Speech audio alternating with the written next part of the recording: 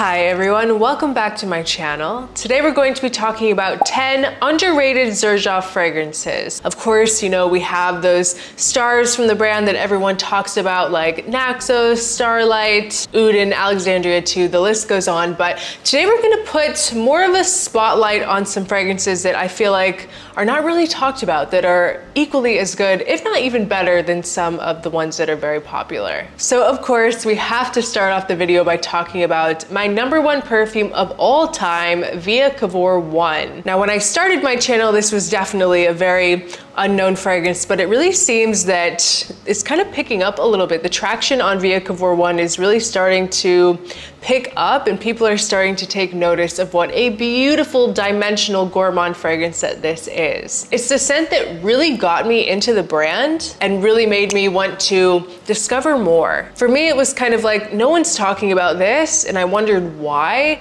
and it made me think, well, maybe there are others that are also really, really good that people don't talk about. This is the most perfect, elegant, dimensional, wearable gourmand. It is a beautiful cashmere and chocolate patchouli fragrance with a slightly boozy undertone. It has Moroccan rose and caramel and vanilla with a subtle fruitiness, freshness and fruitiness coming from quince and white peach. And the rose in here also adds an element that makes it very bright, but it also brings a really elegant, wearable facet to the scent versus it being just straight up gourmand.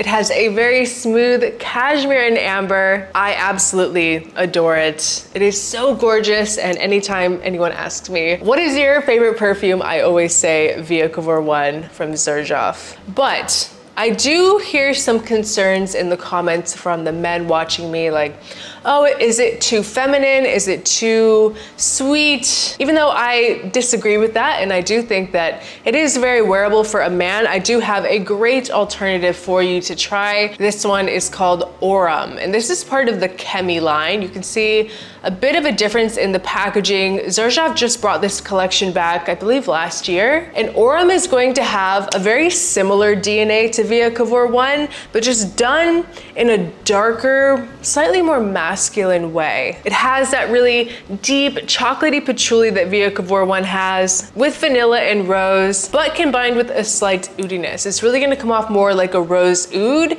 than necessarily just a bright floral rose. And it adds some darker notes to the profile as well. This has a really nice, clean, slightly smoky incense with a little bit more citrus and fruits in here. This has a strawberry note that is pretty noticeable in the scent. Like, it's very realistic. It's not like at the forefront of the fragrance, but it is something that you will pick up. With orange and lemon, Aurum is going to come off a little bit more green, like more of a green patchouli than necessarily in via Cavour 1. A little bit more earthy green versus in via Cavour 1, it's a little more like chocolatey. This definitely has that chocolatey feel to it, but it's just not as strong. And it also doesn't have that really dominant caramel note that via Cavour 1 has. So because of that, I feel like this is going to be a little bit better for a man that doesn't like to wear like super sweet gourmand fragrances, but you want something with a similar profile. Aurum is going to be something that you have to try.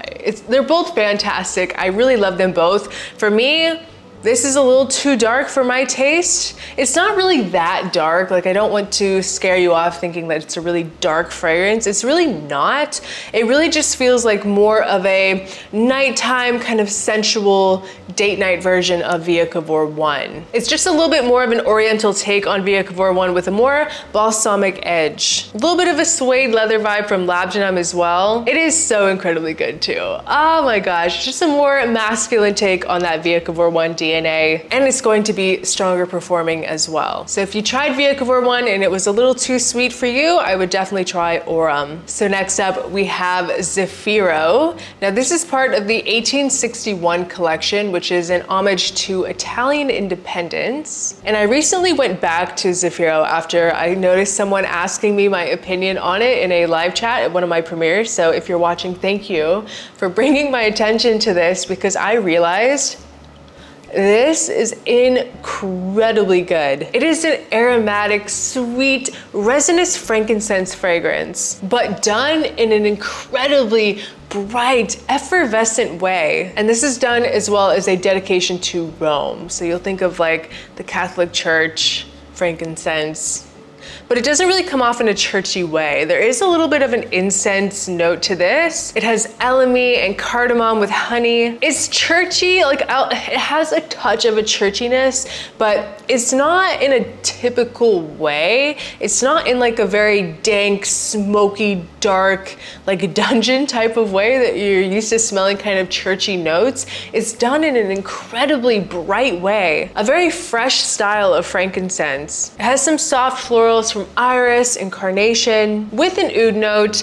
This is spicy and cozy and incredibly sophisticated. Very unique. It's a gorgeous, very wearable frankincense fragrance. Very resinous, and this stuff is incredibly strong. We're talking easily 12 plus hours in performance with a strong projection. I love the honey. It has a little bit of cinnamon in here too. Very mysterious and alluring, but very sensual at the same time. If you like frankincense and you want something that is very unique, you need to try Zefiro. I was really impressed by this one. So next up, we're going to be talking about probably the most underrated scent in the Oud Stars collection. This one is called Fars. I have mentioned this a few times on my channel in the past, but I feel like, you know, Alexandria 2, 3, like they get all the attention.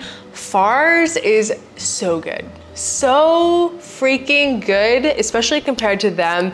It brings a new light to that kind of DNA, I feel. This has been one of my favorites for a long time from Xerjoff. Out of the Oud Stars collection as well, Fars is going to be the best entry-level perfume that you can buy. It is just so appealing, and it opens a bit boozy and camphorous from geranium. And it's so unique in here. Like, it's not how you're used to smelling geranium, mixed with a really nice lavender note. It brings a lot of freshness. It has jasmine as well, and I feel like, because there's no rose listed in here, but it smells like rose, I really feel like there's either rose in here they're not telling us, or that jasmine and geranium combination really blends together to create a rose-like aroma, because this really comes off like a beautiful rose oud. And because of that lavender, it comes off very fresh, super aromatic. I get this very distinguishable ambergris note along with some cypriol. It does have a very minimal amount of oud, which is why I think it's very beginner friendly, very entry level. And it kind of comes off in a slightly smoky way, kind of like a dry smokiness. It comes off slightly minty and a little bit animalic too, but just in a very sexy way. It is intoxicating, but soothing at the same time. Pretty green in the dry down. It's really hard to describe the scent to its like full potential, to the full extent of just how amazing this is. It's just one that you really have to try for yourself. Fars from the Oud Stars collection. So if you're a coffee lover, you need to listen up. We're gonna be talking about Golden Moka. Now, honestly, the entire coffee break collection is fantastic. It has 3 perfumes, Golden Dala, Golden Moka, and Golden Green, but I wanted to really showcase Golden Moka. It's a very unique coffee collection that is inspired by coffee around the world. And in Golden Moka, it's going to be inspired by, of course, the Moka, the Italian Moka. The coffee break collection for me is the best niche perfumes, coffee niche perfumes ever. I have not found a niche coffee perfume that I like more than I like any of them in the coffee break collection. It's really the best coffee fragrance for you if you love, of course, coffee dominant scents, but with a really nice oriental flair and extreme quality. So like I said, Golden Moka is inspired by Italian coffee. This is coffee done with a very sweet, vibrant amber. I think that with Golden Moka, it really comes off the most resinous out of the collection, but it's like a really sweet resin because it also has a very dominant blood orange note with citrus and oud and incense and rose with some labdanum. It is so addicting. And you'll find that in the coffee break collection, there is a combination. Like, there is a very familiar DNA, but based off of where the coffee is inspired from, you'll see a little bit of a flair, like a twist in the spices. This is the type of scent that it just makes you drool. The whole collection is beautiful. I think that this is going to be the most resinous, and then versus Golden Dala is going to be a little bit more gourmand and sweet. This was actually my first ever Xerjoff fragrance that I bought, that I ever had in my collection. So Golden Dala is the one that started my Xerjoff addiction, and then Golden Green, of course, is going to be more green, which is the one that I feel like men really resonate with the most. This has a beautiful, crisp sweetness, so delicious and comforting, but very, very sexy. That incense and oud really comes out more into the mid, but it is still so balanced by the rose and these brighter citrus notes. These are seriously the dressiest, highest quality coffee scents that you could possibly try. It is the definition of underrated. I don't really see anyone talking about any of the fragrances from this collection, but I'm telling you, if you love coffee, this is where you need to start. Your mind will be blown. It's really unlike any other coffee fragrance that you've ever tried. So if you like wearable, sexy, impressive coffee fragrances, you need to try all of them from the coffee break. I will leave them linked in the description below for some samples to try. And Golden Mocha for me works really well in the heat. It really blooms in the hot weather. So next up, we are talking about White on White. This was the release last year, and I feel like it did pick up a little bit of traction when it was first released, but now I feel like the hype has really died down. People aren't really talking about it as much. This was originally released in a set of 3 minis, 1, 2, and 3. And what Xerjoff did is they wanted to create a musk fragrance that was voted on by their customers. So anyone that bought the little set got to vote on the final product, like their favorite from the set. And whichever one got the most amount of votes is the one that they created into this perfume, which was, I believe, number 2, which is the one that I liked. So I'm very happy about that. Now this is a beautiful, ultra realistic, lactonic, spicy fig scent. Fig and sandalwood, and there's a little bit of a spiciness coming from this Tolu balsam note. It has patchouli and vanilla and amber. It's a little bit earthy, fruity, and musky. It's very natural and clean and fresh. Really a beautiful creamy fig and sandalwood combination. The sandalwood really helps bring a little bit of woodiness, but also a lot of creaminess to the scent. So it really pushes that lactonic feel that you get with White on White. The resinous notes in this are not so pronounced. It's delicate and incredibly silky. It is a stunning, stunning musk fragrance. Like if you like fig, you're not gonna find something more realistic than in White on White. So next up, we have Coexistence, and this is a collaboration with the Elephant Family, which is an organization meant to save elephants and to protect Asian wildlife. This is going to be a floral rose oud with osmanthus and jasmine and Bulgarian and damask rose. And it really settles to this really pretty,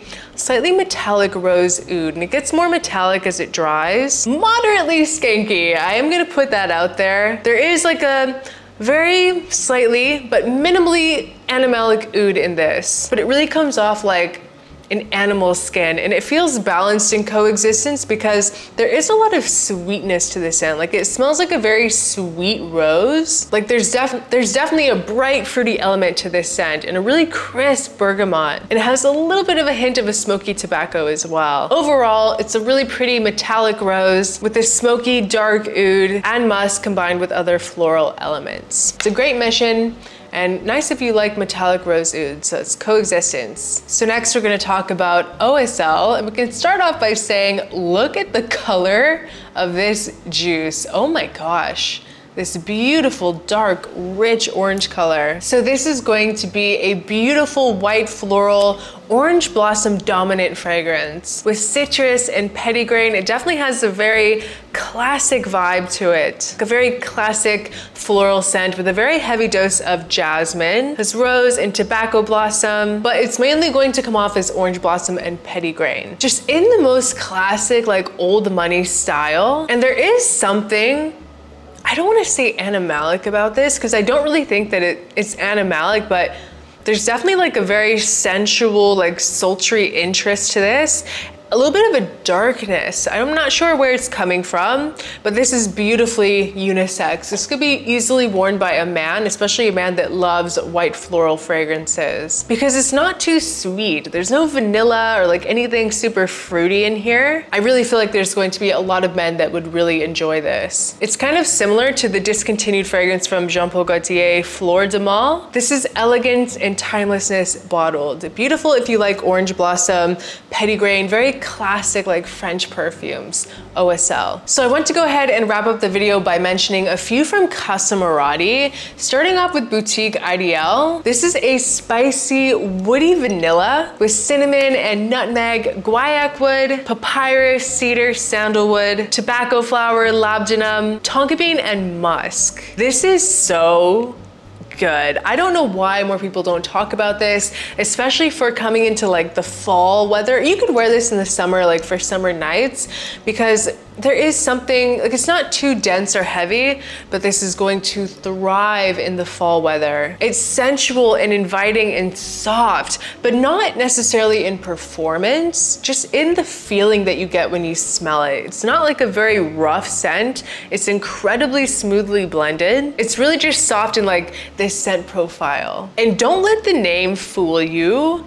This is not a floral scent at all. Very, very minimal, totally unisex. It's a very spicy and smooth and warming tobacco with a balsamic labdanum and kind of a honey-like tonka bean. And all of this is really brought together by this beautiful, very nice vanilla, lightly sweetened vanilla. It's not really overly sweet. It's very grown and wearable for anyone. It is so good, and I don't know why it gets looked over, but hopefully this will put it on your radar. So lastly, I want to talk about the new 2024 release, Levar Del Sole. And I'm not sure why. I know that Quattro PC has been getting a lot of attention for a very good reason. It's a beautiful fragrance, but I haven't quite seen anyone picking up on Levar Del Sole yet. And it's crazy because this one for me really stole the show of the releases this year. This is a spectacularly done unique rose fragrance. Literally the rose is specially sourced from India. It's a rose that you have not smelled before in perfumery. It was truly sought out just for this fragrance, Levar Del Sole. It has some sweet and exotic elements. It's fruity from apple and orange and lemon with this sensual exotic cardamom, done in a very creamy way. And of course you have that very unique rose from India, along with some violet and jasmine and lily. It really brings a dressiness to this scent. And it has a really smooth, like muted caramel that brings all this sweetness, but in a very natural way. It doesn't really smell sugary sweet, but you do get the caramel in the background. It definitely doesn't overpower the scent. It just creates the most beautiful aura. It has patchouli and tonka bean. It smells so incredibly high-end. Also unisex, but for me, there's something about this that just smells so fantastic on a man, dressy and sophisticated on a man. One of the best rose fragrances that a man can wear. So if you're a rose lover, you need to try this. You will be blown away. And I really need to get around to filming that best rose fragrance video for men, but you can believe that Levar Del Sole is going to be on there. Will definitely be high up on that list. Levar Del Sole for me is one of the most impressive and standout releases of this year. And I really hope that the hype starts to pick up around this, because it might even be a little bit better than Quattro PC. They're very different, but there's just something very, very special feeling about this, like very ethereal and royal, and just something that, I don't know, there's just something about it that just feels extra, extra, extra special. So definitely check it out if you love rose fragrances. But guys, that was just my list of some of the most underrated Xerjoff fragrances. There are seriously so many. Xerjoff has a huge catalog, and I can definitely do a part 2 to this video if you're interested. So please leave a comment below if you'd like to see that. I will have all of the fragrances mentioned linked in the description below, along with some places to buy samples, because Xerjoff is a very luxurious, high-end niche house. They are a bit pricey, so it's always best to check out samples first. But I hope you guys enjoyed this video. Thank you so much for watching. I appreciate each and every one of you, and I'll see you guys next time. Bye.